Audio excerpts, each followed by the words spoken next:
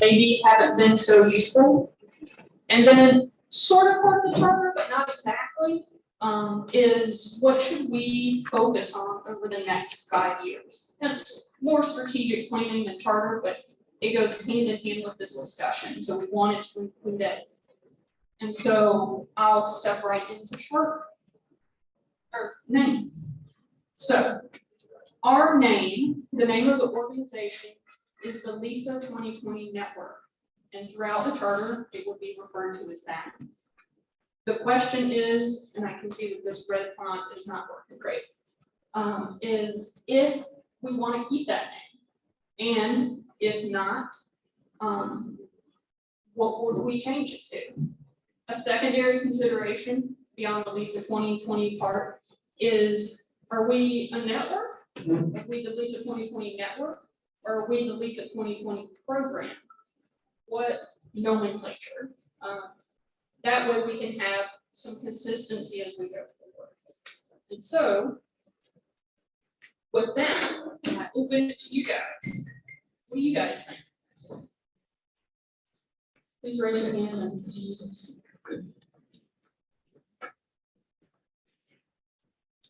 Good day, everyone.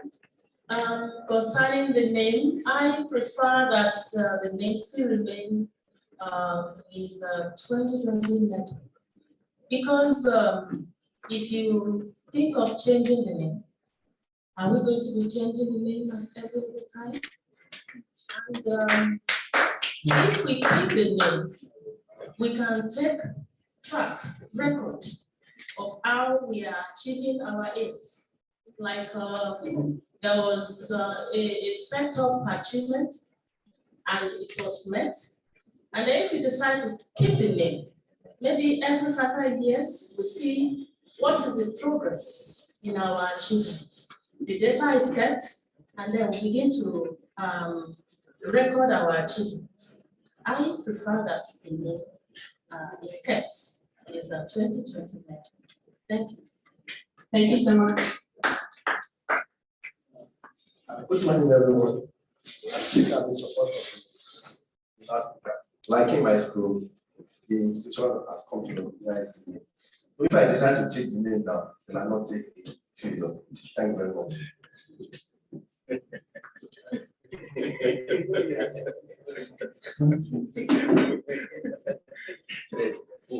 Thank you, please. I'm in support of retaining the name, but these are my points. We are statisticians. Figures, numbers are very important to us. So whatever we do, if we don't give attention to figures and numbers, we have not attained it. So having the figure 2020 added to the name brings statistics fully even to the title. That's one. If you look at the trend of history, because when you give a name, there must be a reason. If you look at the trend of history, if I picked it well, if I got it well, Professor Barnes came to Ghana in 2002. I got it right. So the dream must have been conceived then. And you look at the figure 2002. Now, when it came to 2012, the reality came. If you look at it, it's only just one that causes a little different in that 2012. If you move on, a goal was set towards 2020, and that goal was achieved. Beyond that, we are meeting in 2022 now. This is a year of debate about that name. And history will be keeping this, either we like it or not. It's going to be documented. So, years to come, and possibly to the generation that will take over this from us, because they are going to ask us, what is the meaning of this?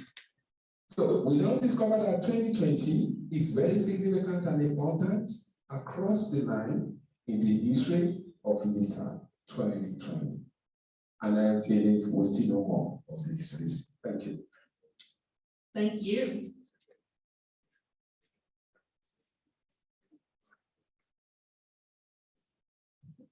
Thank you. I will still align myself with Lisa 2020. Just like yesterday or one of the sessions, we talk about the sustainability. So I think we're actually looking into the future. I remember Professor Oyebosori talk about the lab living after us. So definitely the name has to be sustained so that when anytime in the future, whether we are alive or not, when that name is mentioned, you can link it to 1, 2, 3, 4, 5 people. Talk about Professor Eric Vance. So it will be a kind of identity that will live forever. Not only that, in my institution, they call me two names. They call me Baba Statistics. They also call me Baba Lisa.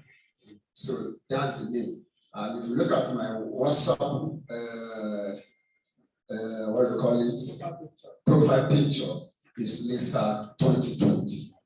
And I've sustained that for a very long time. And I won't change it. Because, yes, that's my identity. So please, let's keep Lisa 2020. I remember Professor Awe talk about, we are moving from just 2020 lab to 2020 labs. So I think we can also look at that projection and see how we can, achieve that. Thank you very much. Thank you. So I think we've had some wonderful discussion in favor of keeping the name. I want to give anybody a chance who wants to speak to the opposite to speak. So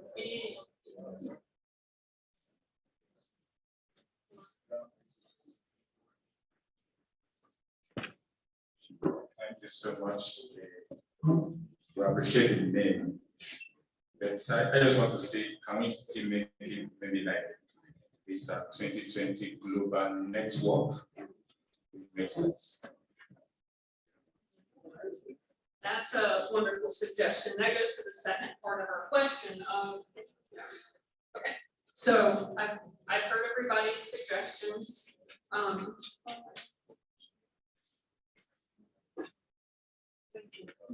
you very much. I think it's a global network. Might connote it all across the globe. I don't know, but it's actually targeted towards developing countries. So how we can coin that so that it doesn't look like it's all over the globe.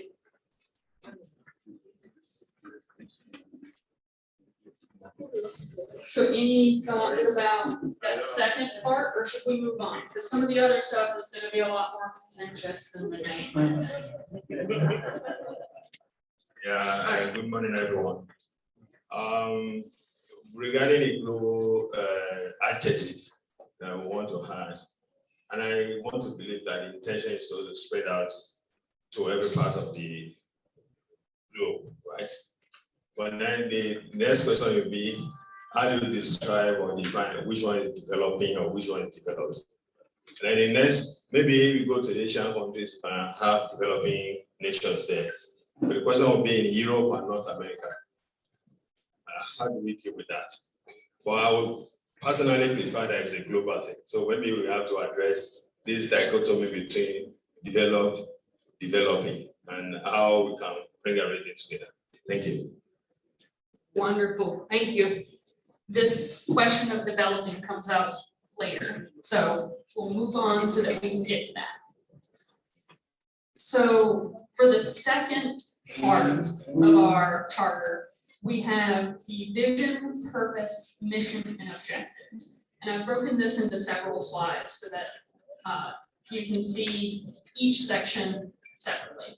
So this first one shows the vision and purpose, which we have currently as to build statistical analysis and data capacity in developing countries, to transform evidence into action for the benefit of society.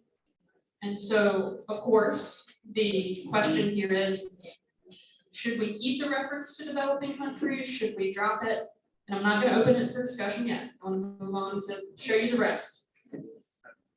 But be thinking about it. And then the second part is our mission.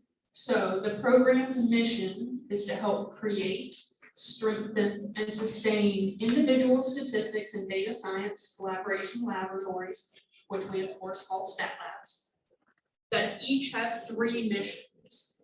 And I won't read these parts word for word because I think we're all very familiar with them. Train statisticians, serve as research infrastructure, and of course teach short courses and workshops to broaden data literacy widely. So those are our traditional 3. And then lastly in this section is our objectives. And so the objectives of the program are to facilitate and expedite individual stat labs growth along the path from potential labs to strong and sustainable labs that can serve as mentors for the new labs. To enable and accelerate stat labs transforming of evidence into action for development, and to form a community of stat labs to publicize their successes and advocate for their extraordinary potential. As a whole, the network is training the next generation of collaborative statisticians and data scientists and providing critical research infrastructure to apply statistics and data science to transform evidence into action toward solving real-world problems. And I'm sorry for reading this word for word, but I realize some of you might not be able to read it from your distance. And I want to make sure that everybody gets to hear the important parts, especially since we're talking about vision, mission, and objectives. So with that, we'll open it to you guys. And first, I'll scroll back to this question of what about in developing countries? Sorry. So observation before we open the discussion. The last slide, observation. Last slide. Yeah, it's the objectives of the program, and then the next time the D, you are talking the whole of the network. So it seems to be using this interchangeably. So yes, that is also a question. Yeah. So I'm not sure if everybody could hear what he just said. He says in point C, it says the objectives of the program, whereas in point D, it says the network. And so that goes back with that question of name. Are we a network or are we a program? Is the group a network, whereas the individual missions a program? So that is a good point. Okay.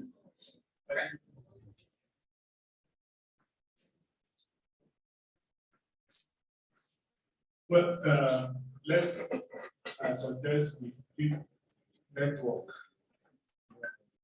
consistent. But let me also quickly read the United Nations definition of developing country. Thank you for looking that up. A country with a relatively low standard of living, underdeveloped industrial base, and moderate to low human development index.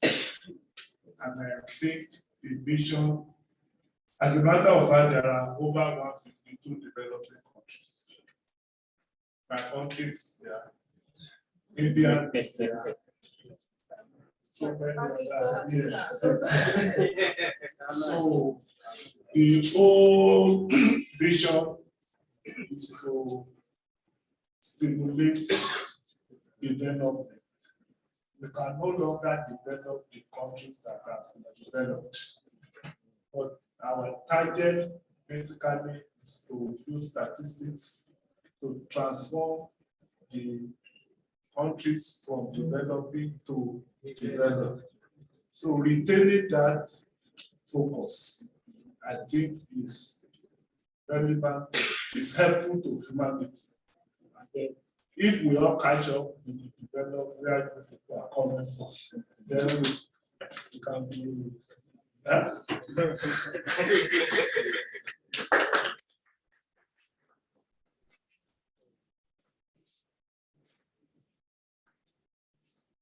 Good morning all. My suggestion is that we are a network and we run a program. Thank you, I agree with that. I also agree with that, oldest way, but beyond that, I'm not gonna say any more about what I agree or disagree with. So I'm gonna go back to y'all think.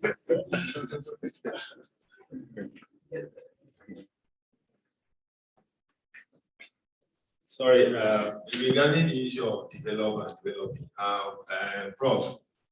Sorry, you will help us, maybe you can get a list of those countries. I will help with doing the geographical classification. And if it falls within all the continents, then become global. Thank you.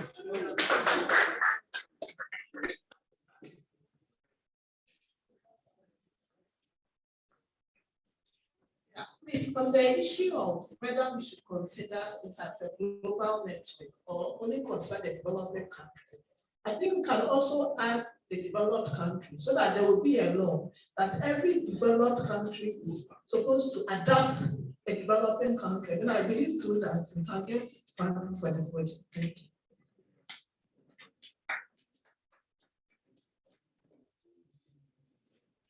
All right, so one more comment on this topic, and then we'll move on to the second point. To keep an interest of time. Thank you, and good morning to us all. I've read it, and then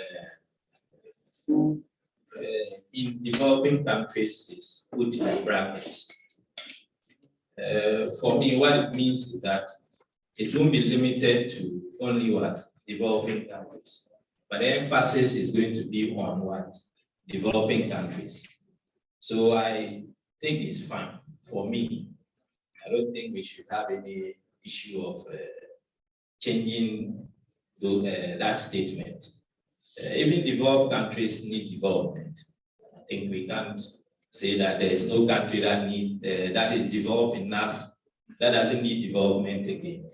Okay, but the statement in developing countries is in a bracket, meaning the emphasis is on what? Developing countries, but not limited to developing countries. So I think it's fine. We can keep it there. I like that point. I put it into brackets as a question starter. That's an interesting point that we would intentionally leave it in brackets in the finalized document. So thank you for that thought. All right, so let's look at our mission.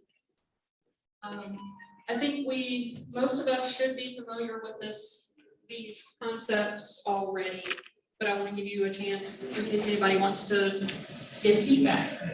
So once again, hands in the air if you want to say anything regarding this, and if not, we can move on and make some time.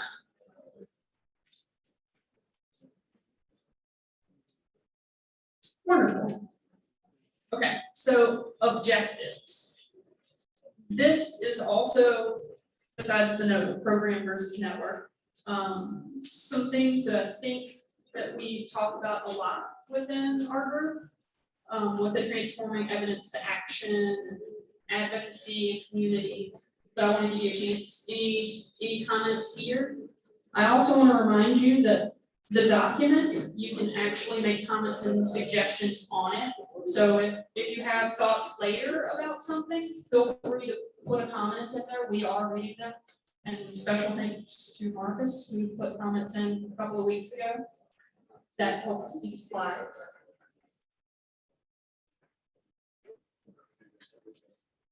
Okay, so we'll move on here too.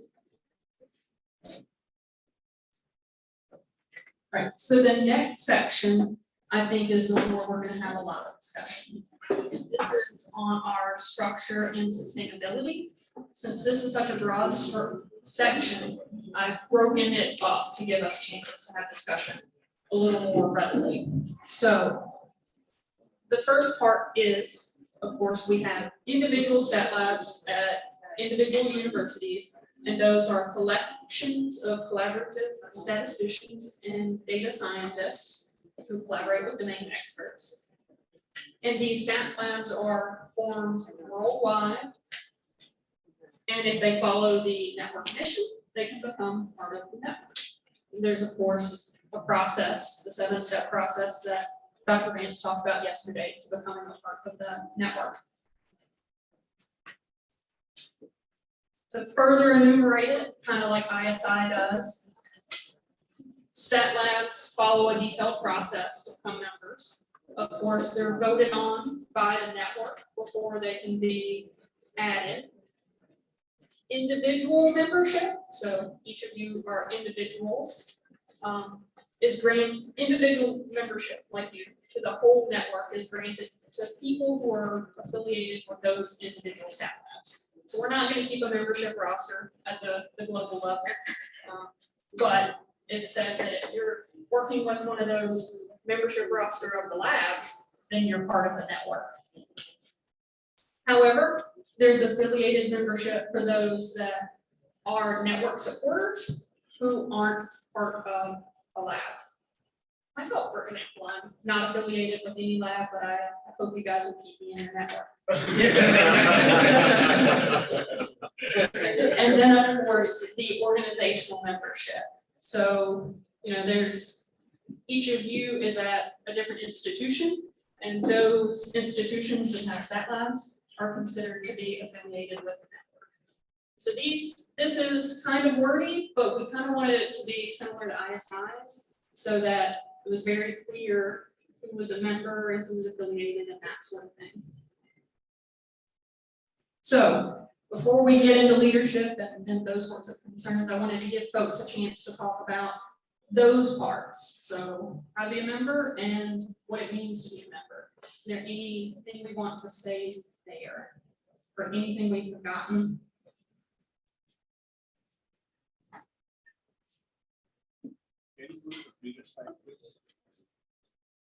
Thank you, please. I'm sorry, I want to take us back a little.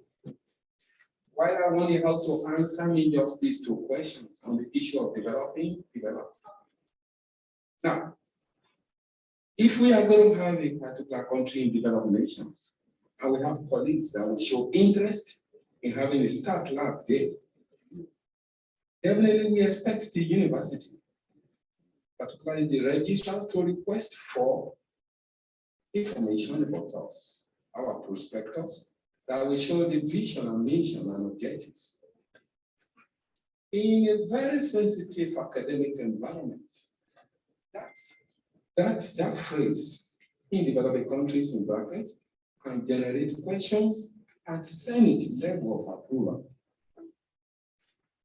of such stat lab in any developed country.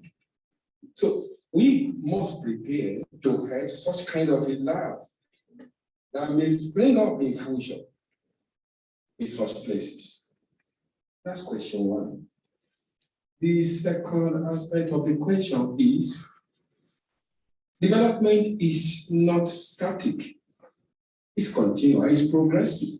Implicitly, in decades to come, we should expect some developing countries to become developed. What happens then to the labs that will be there? Does it mean that they should now opt out? Since the goal has been achieved, in quote, or if we want to retain them, are we going to subject this into correction? Thanks. Yeah, thank you.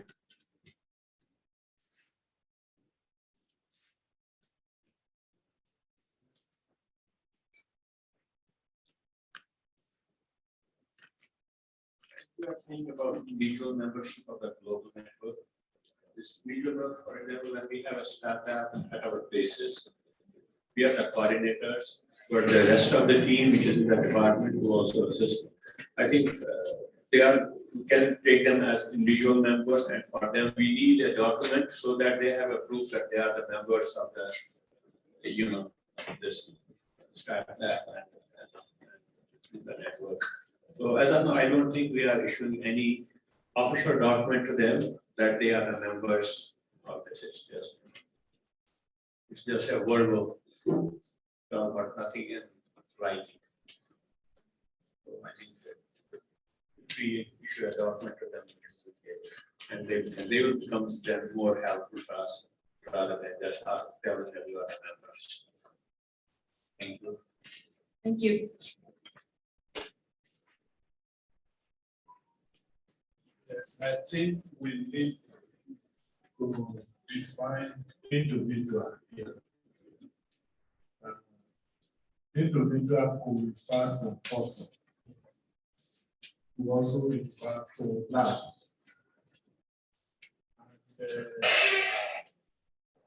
Network is the network of start labs, not network of. So network of start labs. So one other thing that I think we need to clarify or state clearly that is network of start labs from academic research based institutions.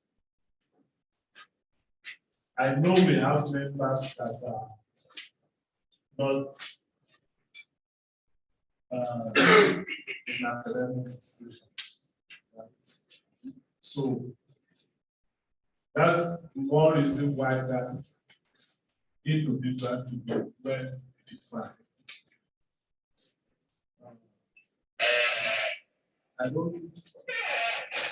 I'm not sure the message is clear, but the point I'm making is to have a well-defined definition, a well-defined concept of individual. How do we recognize that Start Lab is eligible to be in a network? Is it like what are the criteria? What are the basic? Yes, so I appreciate those comments. For the individuals, I would request that you put some comments in the document about how you think it should be worded. That would really help us. For the setups themselves, though, we've left it intentionally vague so that, there's the 7-step process. And, if you're not affiliated with a academic institution, but you're in some kind of unique institution that can meet those 7 steps and then go up for vote for the full membership, then, that's why we left it intentionally vague as opposed to saying you've got to be at this type of institution or that type of institution. But that is definitely open to discussion. But I think if we get too specific, we start alienating certain groups that we don't even know about yet, right? So my personal opinion, I know I said I wouldn't say it again, but if you can make it through those 7 steps and everybody wants to hear, I think you should be here.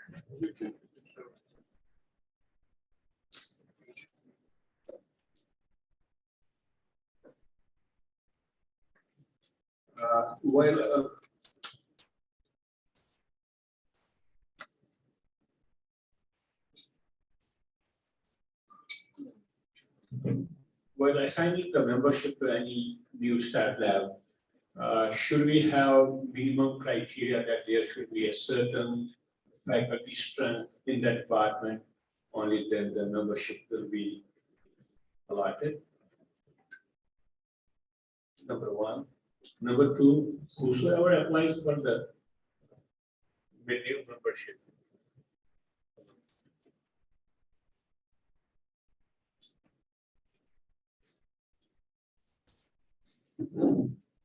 Whosoever applies for the new membership, the Stat Lab coordinator, what should be the eligibility criteria for him to be the coordinator of the Stat Lab? Should he still be, should his degree be in statistics, or a non-statistician can also be a member? Sorry, at the coordinator. So this is the clarification.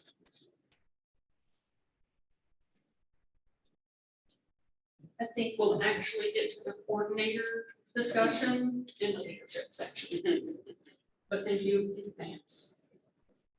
So a quick announcement before we move on. It is 9:30, I believe.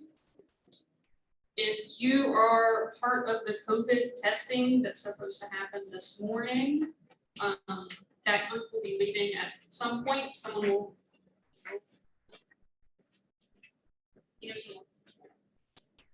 So does anybody think that they need a COVID test before? So I checked, Nigerians don't need it, Kenyans, Ethiopians, Pakistanis don't need it. So we Americans need it. You don't need it. Brazilians don't need it. Okay, so you need it because you're traveling to India or because you're traveling somewhere else? India needs it. So it's India and the US. So we can do rapid tests. So we don't need to go for the test. So do you okay, right. So if anybody has to do it, it's only you. Yeah. I was hoping that the United States would change their rules. While we were there.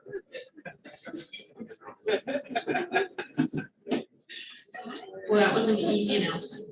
So with that, let's move on to, I think, the section that's going to give a lot of discussion because we don't really have any structure for this currently, besides staff lab coordinators. So this section talks about leadership. One of the things that had come up in the Zoom meetings was the thought of elected leaders serving 2-year terms. Of course, at those 3 levels that folks talked about, local, regional, continental, and national.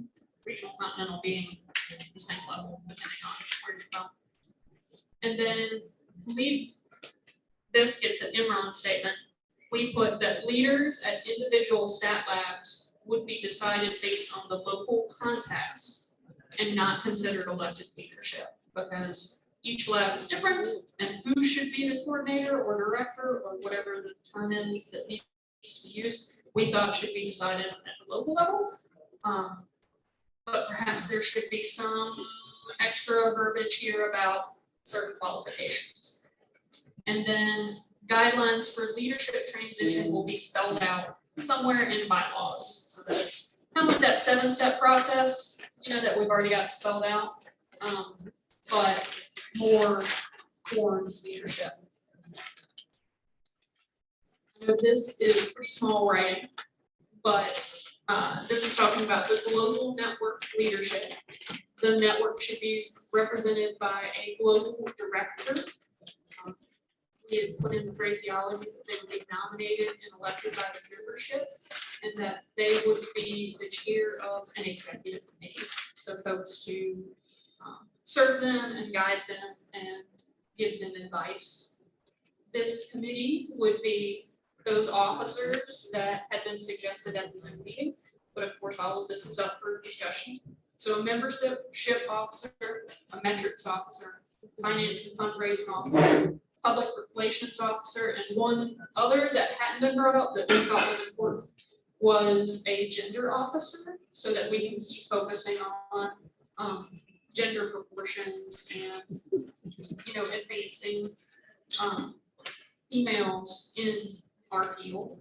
I'm sure as I stare at our lovely ladies, they can all agree with that. And then, of course, we added an addendum that if there's another officer that we feel needs to be added, that they could be. So any additional members that the network thinks is important should be included.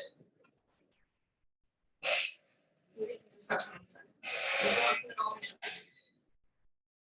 Then the regional and continental leadership, and then the national would be a mirror. So the global leadership we just went through with those offices that you guys had suggested would be mirrored at the regional and continental level. So Africa would have its own coordination team. And then at the national level, for those areas that have enough labs where they feel like they need some kind of national level coordination. Quickly, I can say Nigeria and Ghana seem to be at that level. I heard Ghana yesterday during the workshopping session say it would be nice to have someone to coordinate our activities since we are so robust. And so, the stat lab leadership at the individual level, we wanted to say that it needed to be specialized and unique for the institutional, national, and cultural situation. We recognize that who leads in the United States is perhaps different than who leads in Brazil or India or Pakistan. Important roles are perhaps different. And so at the individual level, we really want you to do what works for you at all stages of everything. Because if we mandate something in a charter and it doesn't work for you, how does that serve you? And then, of course, the director or coordinator shall be designated to represent their lab evidence such as this, in voting, in all sorts of things. And so I tried to put together an organogram, but I'm not very good at that. So I put together a chart instead.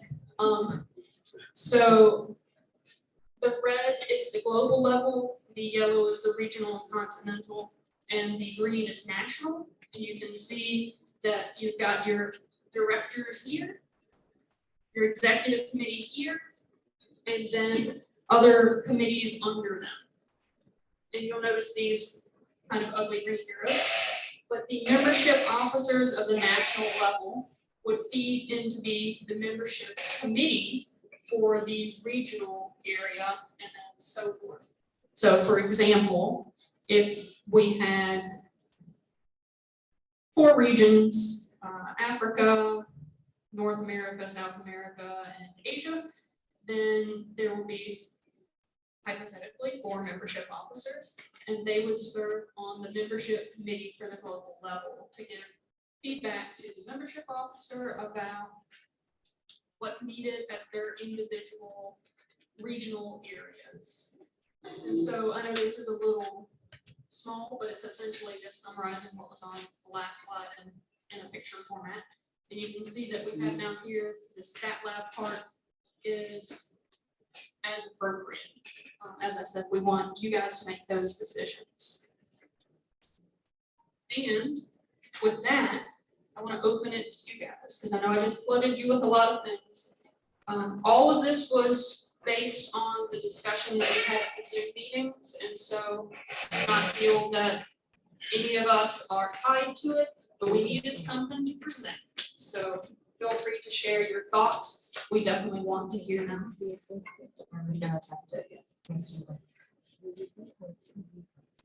So the floor is open to you. Just wave your hand and allow me to bring your mic.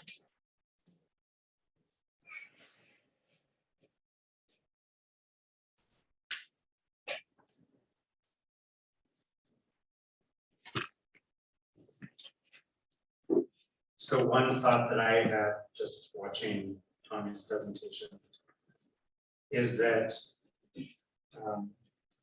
we might, maybe at some levels, we have an officer who has multiple duties. So for example, the metrics officer at the national level,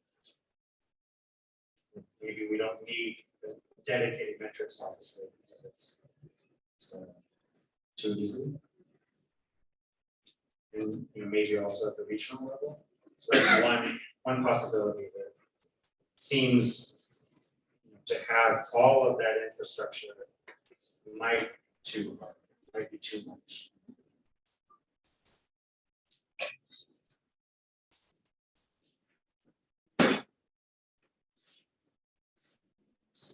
Two things. One is that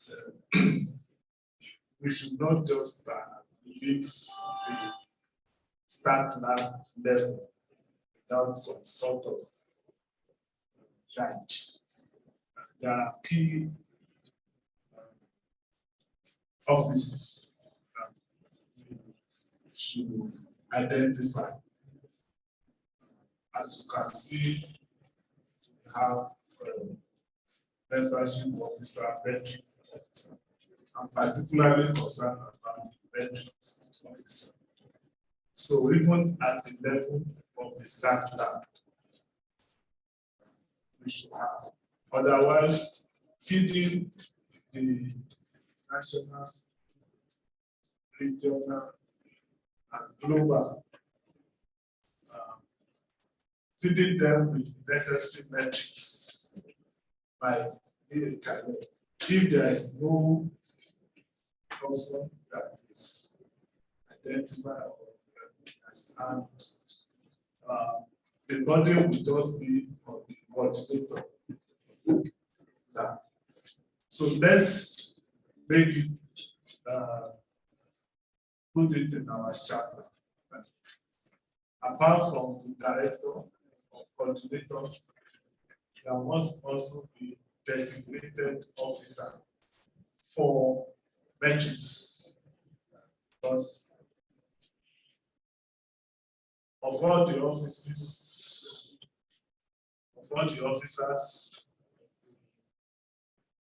keep it is very important, and keep us as those who will be feeding her information. So that's number one. Number two, I don't know whether it's like not, is that to ensure that the experience counts, to avoid a situation where somebody will come from the lab, don't have experience, but is now contesting for position at the regional, and before you know it, at the global, but there's practically no contribution, no experience, nothing at the lab level. There are often people with excessive ambition. If you are not being contributing, somebody switch me off.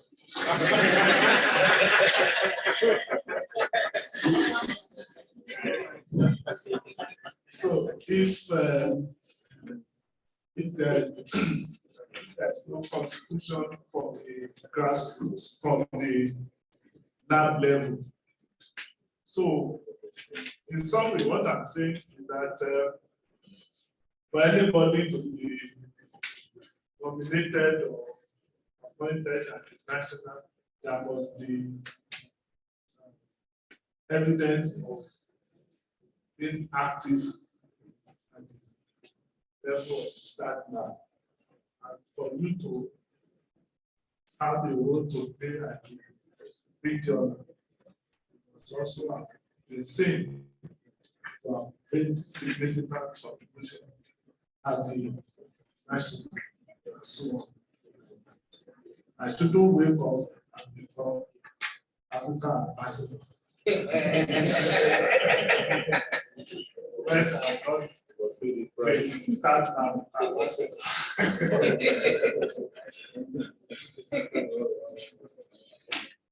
Some hints here, legal ignorance.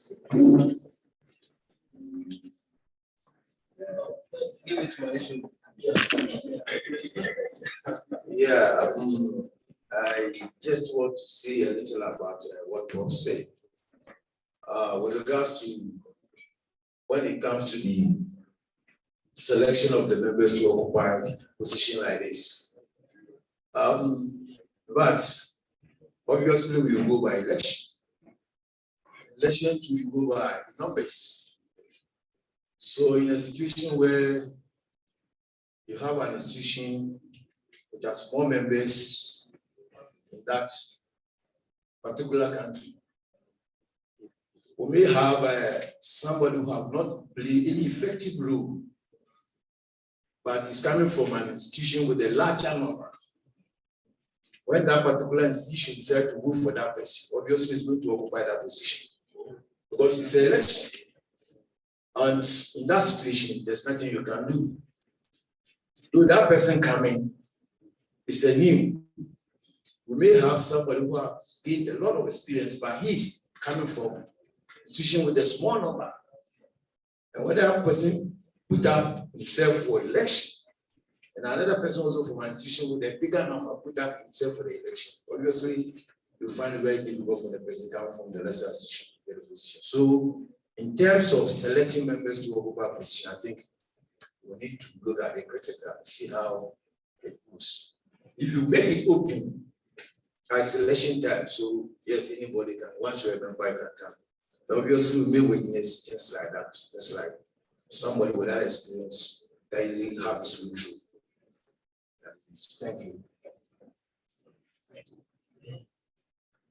I've seen a lot of hands go up. I will not, since I told him he was next. Thank you very much.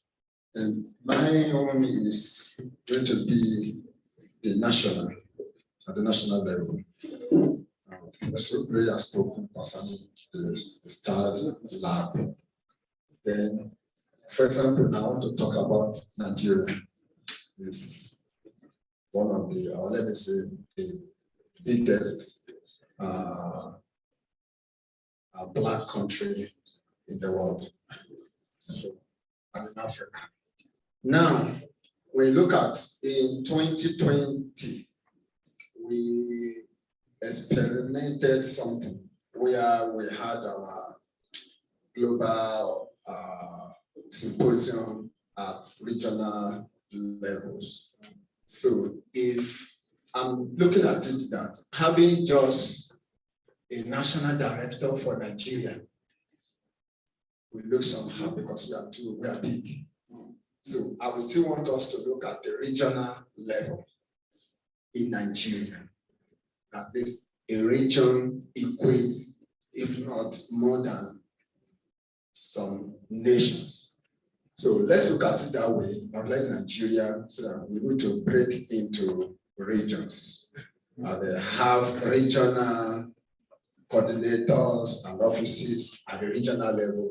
They cannot have a central coordinator or a representative at the national level. So that's my own take. I'll be over there in just a second. Thank you very much for the opportunity. Once again, I think per what my HOD said, in terms of the number, I believe that we can look at, in terms of the voting for regional levels, we can look at perhaps considering the coordinators voting at that particular level to cut down the number outweighing certain universities to others. Then the other one I want to also talk about is the matrix officers. Specifically, you know, various institutions have specific coordinators. And within the institutions, we also have committees. So some of these things are normally taken care of and then forwarded to the necessary section. So I believe that with the matrix officers, we can perhaps ignore that. Thank you. I'll come back to you guys, but I want to give the other side of the room a little bit of opportunity.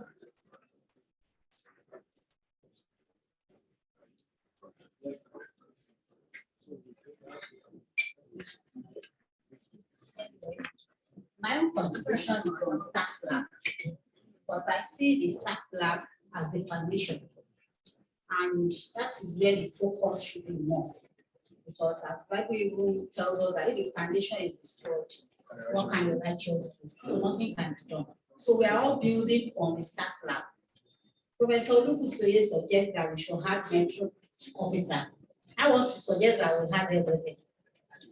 Because sincerely speaking, because at the start lab, you need members. At the start lab, you need finance. So you need somebody that will raise funds for the start lab to be able to perform. At the start lab, you need publicity. At least to publicize what we are doing, for people to know that we are in existence, we are existing, and for people to know what we are doing. And gender actually should also be at the grassroots. Thank you.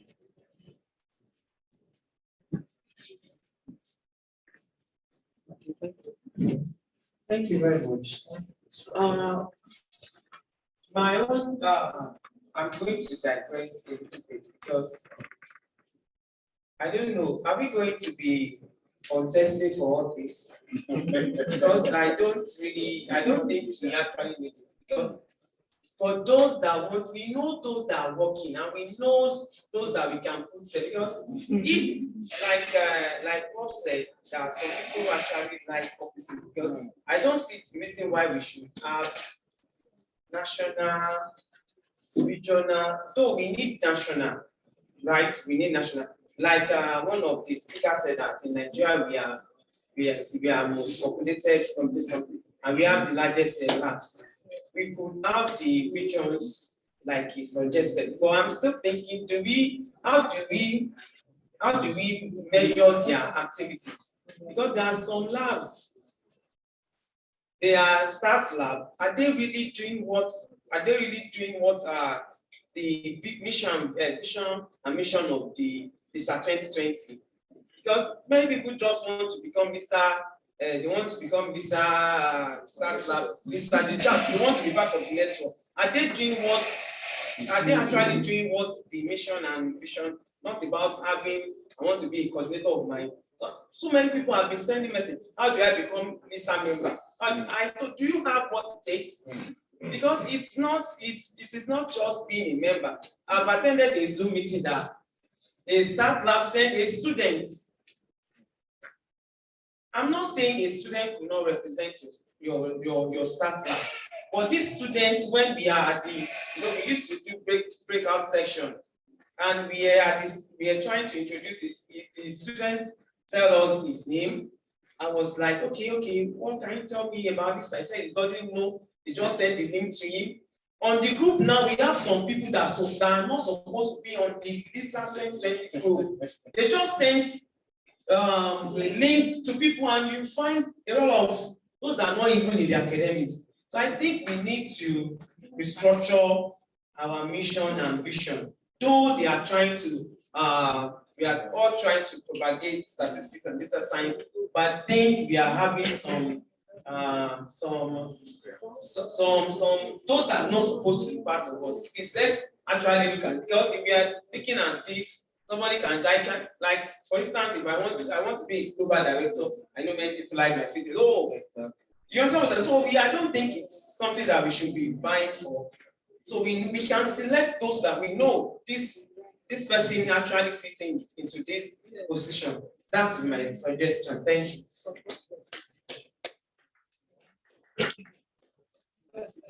Good morning, everyone. Mine is a follow-up from what Prof said concerning the regional stroke continental level. I remember in 2020 where we had the ISI Lisa Regional Symposium. My suggestion is if we can go by the 6 region that had that symposium, except we are saying it must be regional or continental, knowing fully well that some of the continents have less lab than the others, because I believe that the essence of having regional and national offices is to help both mentor and monitor the activities of the staff labs.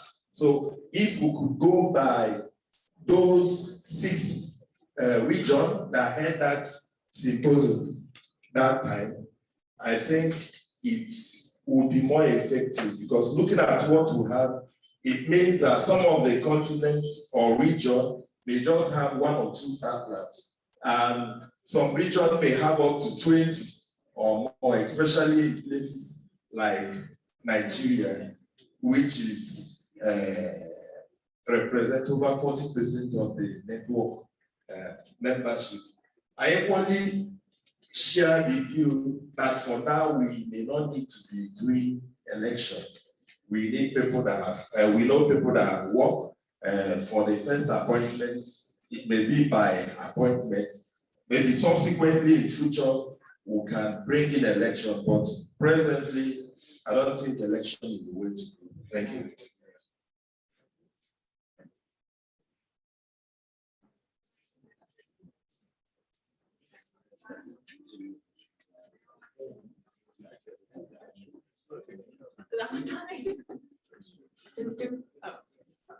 Okay, well, I guess most of what I wanted to say has been said, but just for the purpose of emphasis. Africa is where Africa is today because of leadership. And I sincerely wish you don't go behind that, trying to hold this election, it will divide us. So let us identify people who are working, who can represent us and put them in positions. All these skilled, already skilled, the membership is skilled towards some regions, and they will have an advantage over the other ones that are not well represented. So please, and I remember the phrase used by Professor Olubusoye. Some people are crazily, I don't know how to put it, when it comes to title, and they just hold the title and they're not going to do anything with this. So I'm just create unnecessary tension between us. So please, let's step down based on what the last speaker said. Let's just step down issue of election, and let's focus on selecting people that we know can represent us. And then that will resolve the issue of the numbers and all that. Thank you very much.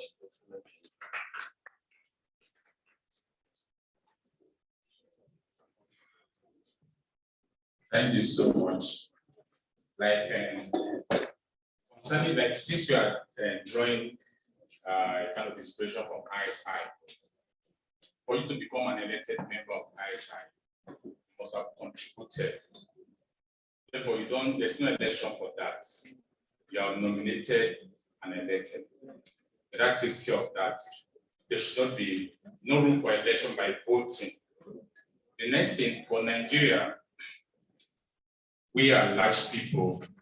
But what I'm trying to say is that we can have a national director, then the national director with his initiative can select people in different regions without election. That will work. Yeah, thank you.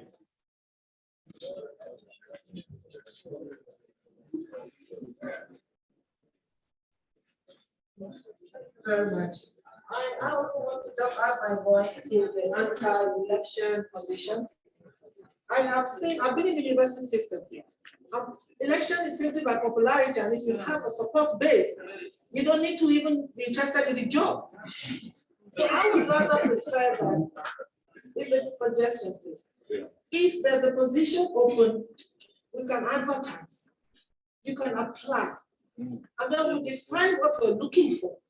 What are the skills and competencies, and what's your profile that we need? And if you meet it, fine. And if you don't, please do not apply.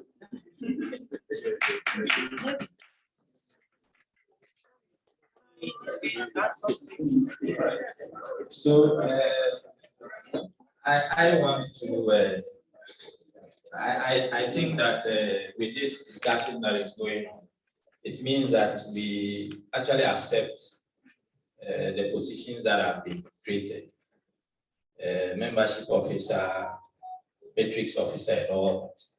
But I thought first the discussion would have been on whether we accept these positions or not. Okay. So talking about the positions, I would have, or I was looking to see, perhaps in the national or the regional level, a planning or monitoring officer Because yes, so I get it. The metrics we collect them, but we need to have somebody who will be visiting the lab and to make sure that whatever the lab is doing is on the vision and mission of the network. Like the lady was saying, some of us don't even know what other labs are doing. And quite frankly, yesterday when we were having our discussion on what we are going to do, what we are going to stop doing and all those things. For our lab, most of the times we organize some of the workshops. They are influenced by giving metrics. You know, you want to do something in the first quarter, you want to do something in the next quarter, just to report what, or have something to record, but not necessarily doing a workshop that will be impactful, but you want to have something to record. And so we need to have somebody, at least at the regional level, because yes, something like a police. I don't know why, if we have a regional executive, what would they be doing? They should be making sure that yes, quality assurance officers should stay. Okay, and in our setup, in my lab or in our university, the quality assurance officer is part of the officers of the lab. And what we did was that once we had our certificate, he requested for it, and he's more than a police. And in fact, he can shut a particular institute or whatever it is down if you are not operating. Okay, so he makes sure that he keeps you on your toes based on what you are doing. Okay, and if we can have something like that, an officer like that, it will be fine. Okay, and if also we can channel our energy now into making sure that these officers are what we want, rather than thinking of how we will get them, I think it will help. Let's streamline the offices first, and then we can talk about how you become that particular officer. And even though I said that, let me contribute to that. And usually we should have somebody graduating from one step to the other, so that let's see your contribution from the start lab. Then if you have enough contribution, you get to regional or national in that order.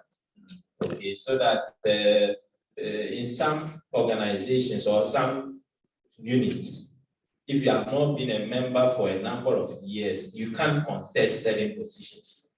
So we can make it that way. If you are a member and you have not contributed up to 5 years of this, you can't be that. Though the 5 is just an arbitrary number. Okay, so let's look at that that way, and that would help us. Thank you. All right. I know we have lots more comments. I'm going to make one comment, then I want to show you something to discuss. 1 second, let me finish. You'll get the last comment. But I want to keep us on track for coffee breaks and things, and I know we can all discuss together many of these things during that before we come back. But I want to preview the thing we haven't gotten to yet so that you can chat about it during coffee break. But before I do that, thank you. Thank you. So I quickly remember something that it's like we actually left something. We should have somebody like maybe the head of events, because it's always okay when you are organizing an event, you should have an officer in charge of that. So I think we are missing that one.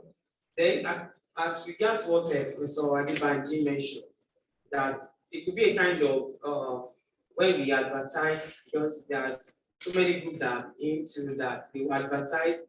If you are interested, you apply, you submit your CVs and your experience and stuff like that. So they will actually interview you to know whether you fit into that position. So this one you are not contesting with anybody.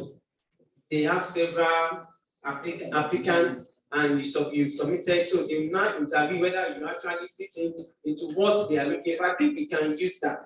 So if anybody felt, oh, I want to become the global director, we have the CVs, his experience over the years and stuff like that.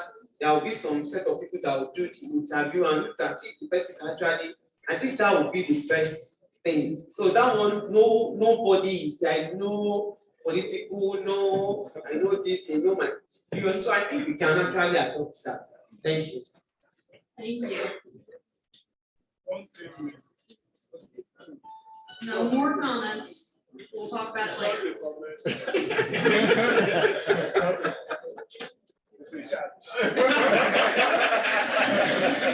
We'll get to you later. I want to show you guys this before we go to coffee break so that you're aware of the non-leadership things. And then I'll let Professor Olusoye give you his charge. So just a couple of quick, I hope less contentious topics. I knew leadership would be a point of discussion. Mimicking the ISI, we spell out where the global network's finances come from, which would be grants, endowments, and income. ISI, of course, spells out how it charges for membership. I don't think any of us have any intentions to do that. And if someone wants to give us a reason why, I'll give you the mic later. But I do want to show you.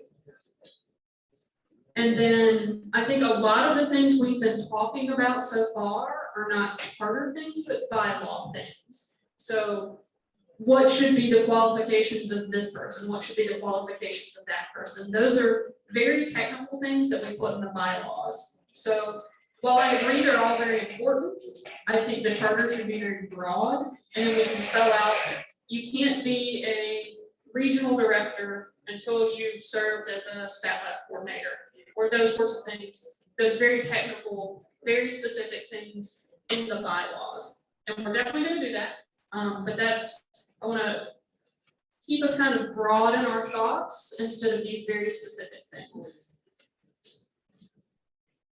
And then, of course, there are committees and working groups and sub-networks. I know we keep talking about, for example, Nigeria and how big it is. Sub-networks are definitely an important thing that should happen. So we do have that noted.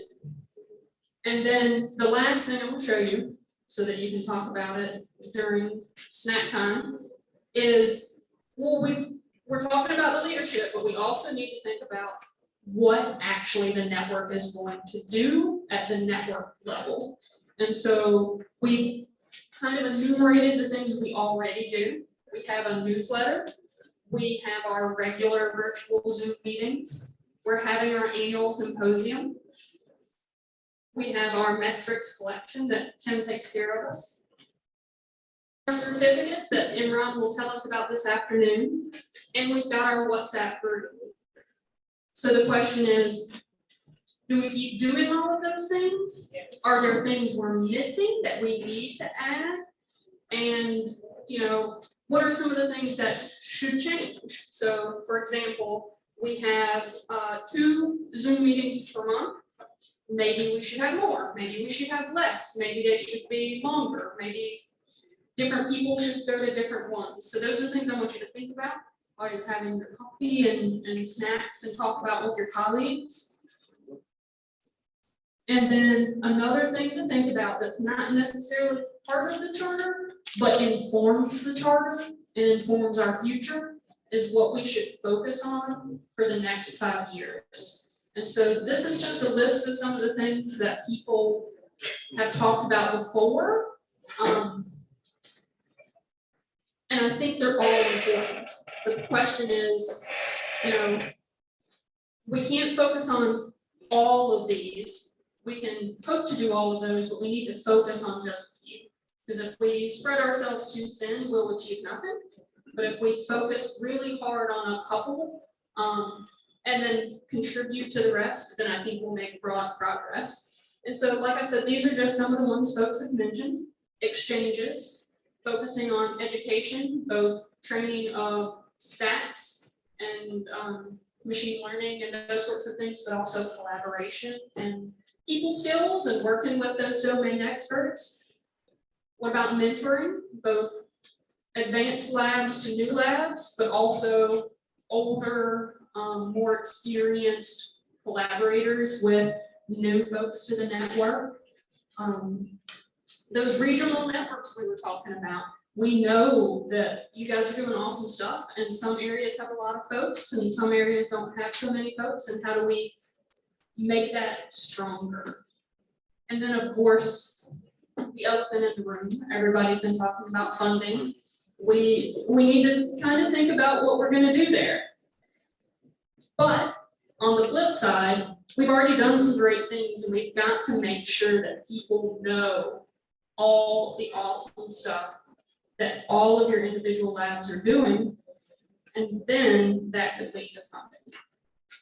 But also, one of the original things that we have been focusing on, we can't forget that achieving gender equality is still something we've been working on, but we have not reached that goal. We keep track of the metrics, and some labs are doing very well, and some labs are really struggling. And if we could help achieve that gender equality goal, that could be perhaps one of our key focuses for the next 5 years. So, as I said, all of these are important, but we need to figure out which ones we want to broadly focus on as a network. And then perhaps your individual lab has their own thing they want to focus on. So maybe, we're focusing on expanding the network, but you're very focused on the education of your students or that sort of thing.